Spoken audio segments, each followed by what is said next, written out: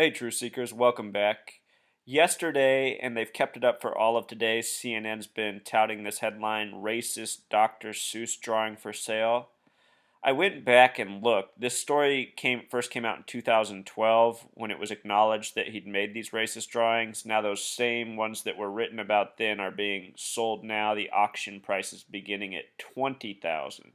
And imagine how many people will read that, be disappointed, have their feelings hurt, and then think about how much money somebody else out there is willing to pay for that. All part of this sickness.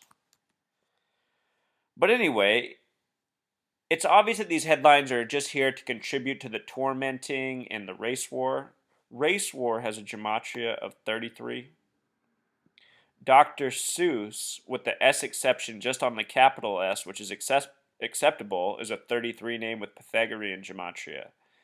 And the word rhyme has a gematria of 33. Hip hop music, which is based on rhyming, is so full of 33. The word hip itself has a gematria of 33, simple English. Orange is a word that there is no rhyme for, and it's also a word with 33 gematria. Just throw that in there as a little fast fact.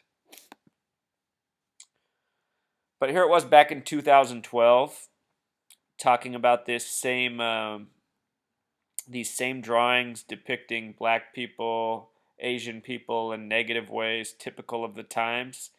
And to me, when I read these things, I don't judge anybody. And ironically, he made his drawings and they were released in something called Judge magazine. Judge, a word with 47 gematria.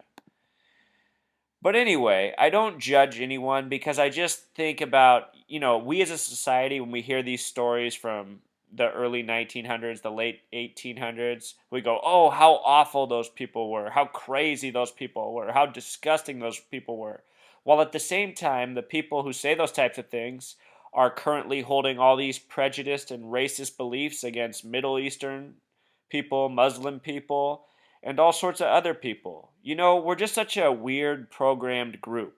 So many people try to be politically correct and follow these mainstream storylines while not thinking about any of their current behaviors, not any of the ones that have been diagnosed already for them and labeled by the mainstream media. All this stuff just shows how well trained we are as a society in the way we think and also don't think. It really seems impossible to hold these kind of standards and think these types of ways.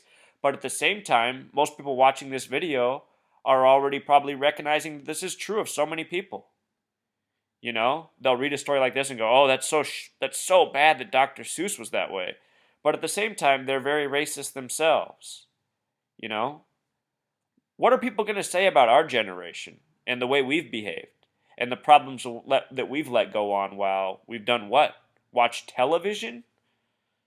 That's why I think anytime anybody's judging people of the past, they need to take a step back and evaluate the present.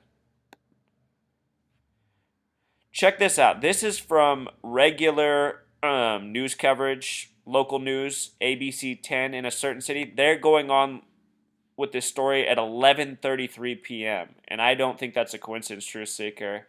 I think that's more purposeful 33 placement in these, stories that are about dividing and conquering us. This story is going to stir up all sorts of different types of emotions in different segments of our populated. Because even though we're all programmed similarly by demographic and by race, we all get subtly different programming that helps, keep that unnecessary tension and hate going.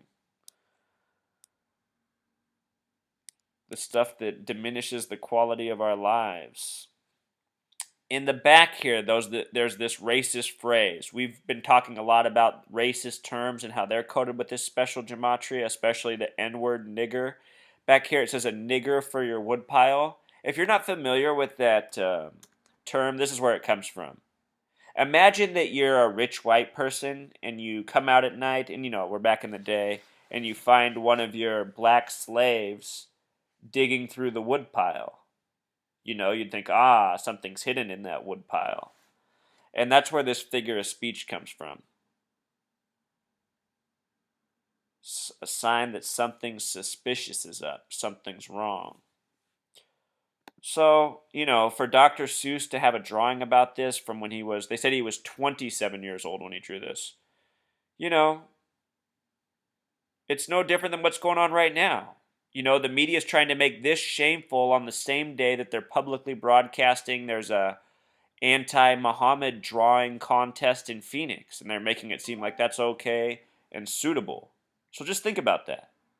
That is the clash of cultures of the past with our current culture, and it just shows how we are not thinking clearly as a people. Anyone who's disgusted by this should just as equally be disgusted by the drawing thing going on in Phoenix, Arizona today.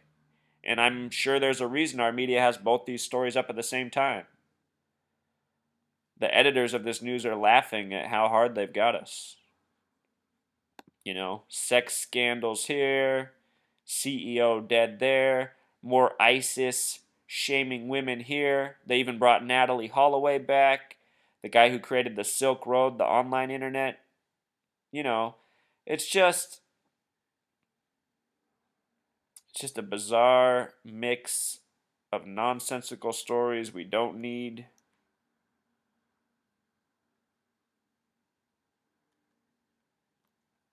Day in and day out. But don't forget it. This one's just part of the race war. All right, until next time, Truth Seeker.